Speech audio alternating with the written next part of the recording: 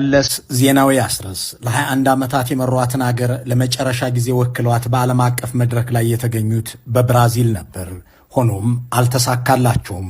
ከዚህ አስቀድሞ ከሰኔ 11 2004 ዓ.ም ጀምሮ በሜክሲኮ ሎስ ካቦስ በተካሄደው የቡድን 20 ሀገራት ጉባኤ ላይ አቶ መለስ የአፍሪካውያንን አጀንዳ ይዘው ሲከራከሩ 2 ቀናትን አሳልፈዋል። ከዚህ የቡድን 20 ስብሰባ በኋላ ወደ ብራዚል ተጉዘው በሪዮ ዲ ጄኔሮ በተባበሩት መንግስታት አሰናጅነት የአካባቢና የልማት ጉባኤ ላይ መሳተፍ ነበረባቸው።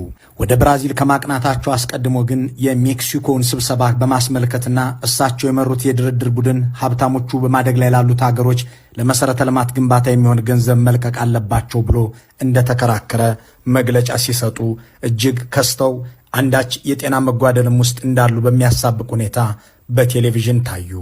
450 ቢሊዮን ዶላር ነው ገንዘብ የተዋጣው።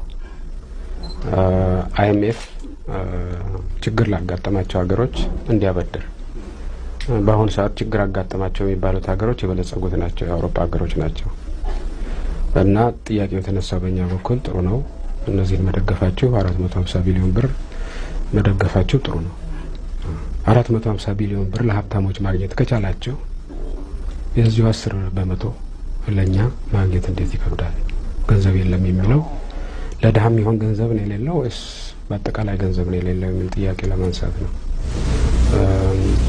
በዚህ ላይ አስተያየት መልስ አልተሰጠበትም፣ ግን እንደገባቸው ይገባኛል። ይህ መግለጫ አቶ መለስ ለህዝብ የታዩበት የመጨረሻው ቃለ ምልልሳቸው ነው። የሜክሲኮ ስብሰባ እንዳለቀ ወደ ብራዚል ያቀኑት መለስ ዜናዊ ከሰኔ 13 እስከ 15 ድረስ በቆየው የሪዮ ዲ ጄኔሮ ጉባኤ ላይ መገኘት ነበረባቸው።